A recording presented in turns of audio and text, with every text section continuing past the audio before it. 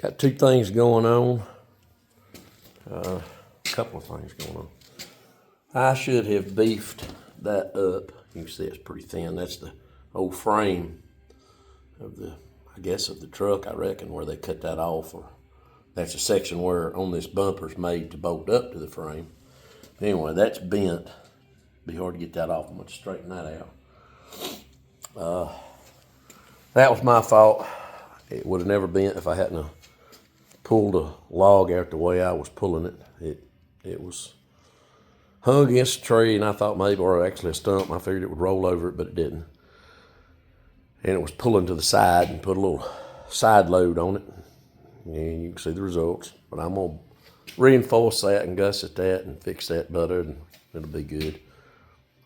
The old winch, that winch works really, really good. Everybody who has seen this thing in action has been like, well, I better cut that tree a little shorter so this thing will pull it.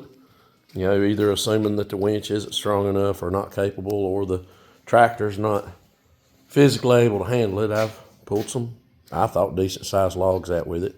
Once again, it's just firewood. Excuse me. You could log with that if you wanted to, but it'd be slow. But, you know, if time and speed ain't a concern, then go for it. The other thing, you can see that water or fluid come out of this tire. I'm going to take this tire, I'm going to call R&J and Ridgeway. That's where I got all my tires at. They do really, really good work. They stand behind this stuff. I'm going to call them and just find out, you know, make sure when they can work it in. I could take it down there and just drop it off, but I would rather just know, because it stays pumped up, it leaks down sometimes. I don't know what the deal is with it. I've got something in it or something, but anyway, it leaks down. I'm going to take it to them, get them to fix it, whatever's going on with it. Now, you notice that the hood is off of this tractor. I have had intermittent, I like to call it intermittent, but I don't know what's going on with it, to be honest.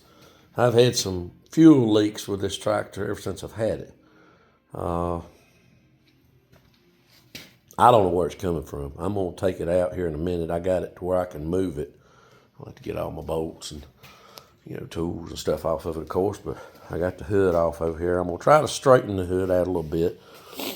This tractor is, you know, people look at it and say, oh, pile of junk, but I mean, it's still a nice solid tractor. The sheet metal's a little, you know, dinged up and not in the best shape, but the fuel leak is concerning because I had a tractor catch on fire one time with me because of a leak in the return system, but I've wiped this off and sprayed it with a can of brake cleaner. Brake cleaner dries real quick, and it cleans the oily residue off. If you need to clean anything, it's really great for that. But I've got a leak going on over here somehow. I'm inclined to think I have a leak under this fuel tank. But regardless, I'm going to clean it up. I'm going to take it out and simple green it, degrease it, and pressure wash it and clean it up good. I do not know where the fuel is coming from. You know, because if it's leaking much, you know, the fan's going to blow it around and move it around, and you can have some problems with that. So. But I got to figure that out because I use this tractor a lot to rake hay with, and I'll probably use it to ted hay with now since I bought a small tedder. I'd like to have another tedder, but oh well, that's how it goes. But we used to not ted hay at all, but that second cutting can be late in the year, and then you're running out of daylight and hot days and things like that, and you can run into some weather issues, and can't anytime with hay. But it seems like we run into them more here with second cut. I guess because you got an extra day on your dry time, you know, it adds a time where you could get some rain or something. But anyway, need to do a little work on the Massey 20. I'll try to figure out where this fuel leak's coming from. I think I've got a pinhole leak in the tank because I never really fill this thing up with fuel often. It's easy on fuel. I check it, and like if I'm gonna go ted hay or rake hay or mow with it or whatever, I will just put 5 gallons in it. I mean, it's not a big tank anyway. I don't think it holds more than about.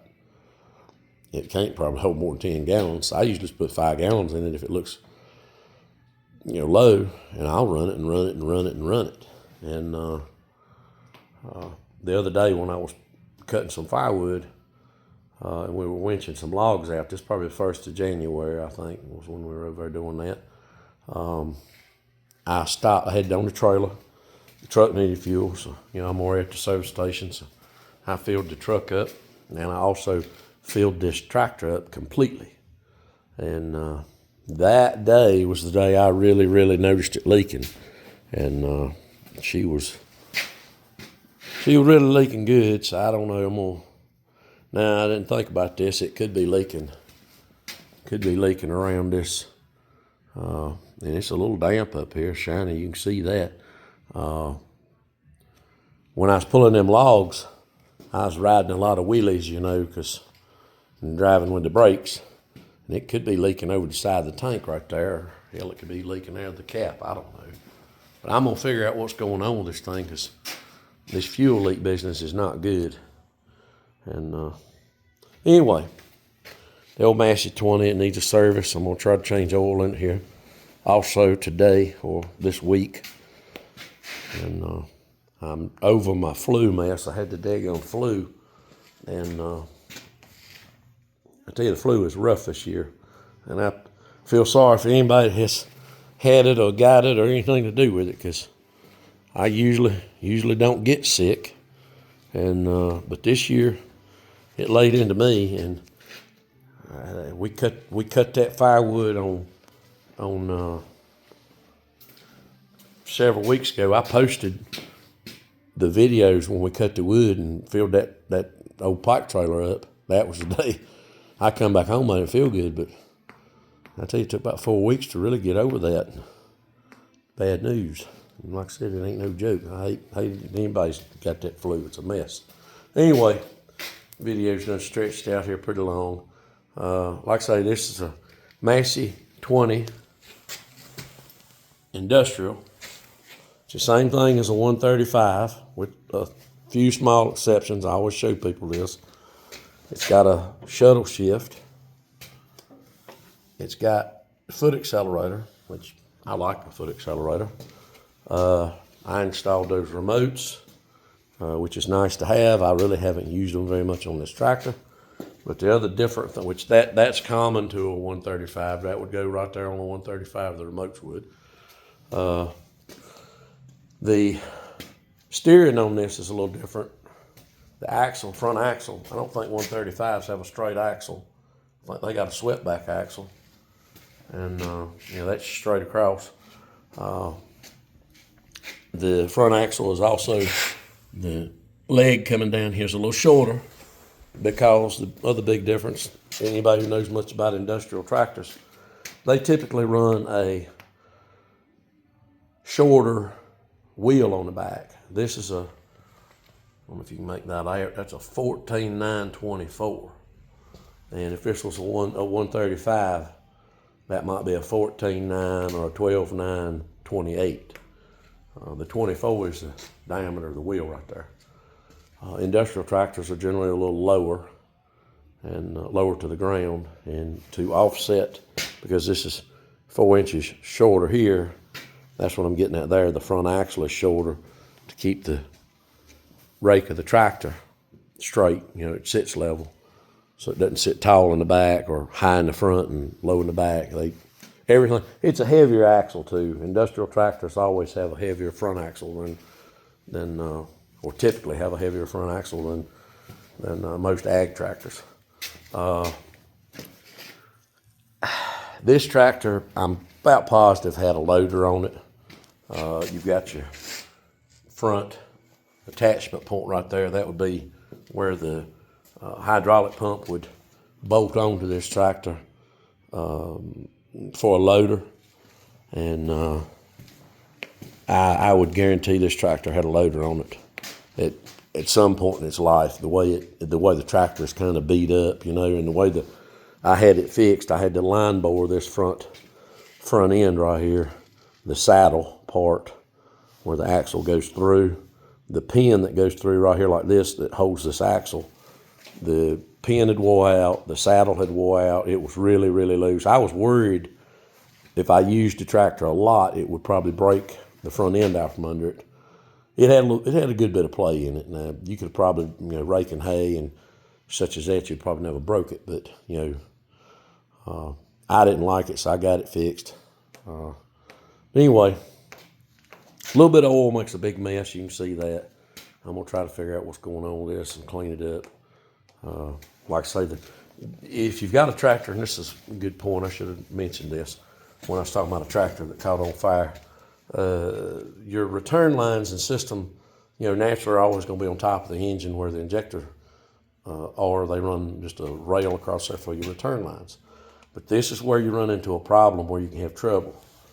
You notice right there, I've got my battery disconnected. Your hot lead, your starter business comes right over here. Right here it is. It's going right down here to the starter. Well, the fuel was leaking down across here over top of the starter. Well, there's your fuel source for your fire, and there's your ignition source right there also. When you're cranking the tractor, you know, you're pulling a good bit of current right here. You could ignite, and you know, diesel's hard to ignite, I get that. But once it goes, it goes.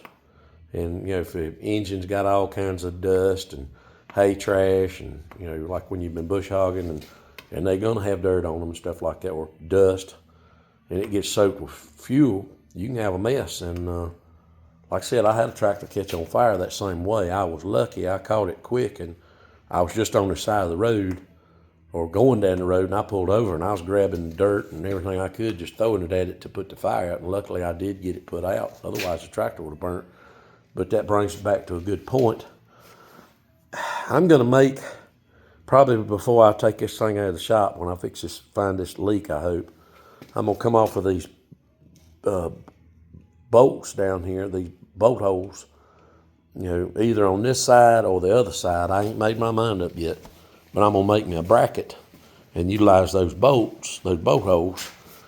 Probably, now that I see, you know, the muffler on this side, I'll probably do it on the other side, it's out of the way. But I'm going to bolt me a bracket, and I'm going to have me a fire extinguisher on this thing somewhere or another. Either put it back here on the fender or something, because I've got one on the Kubota. I had one on the New Holland. I got one on the 350 Dozer.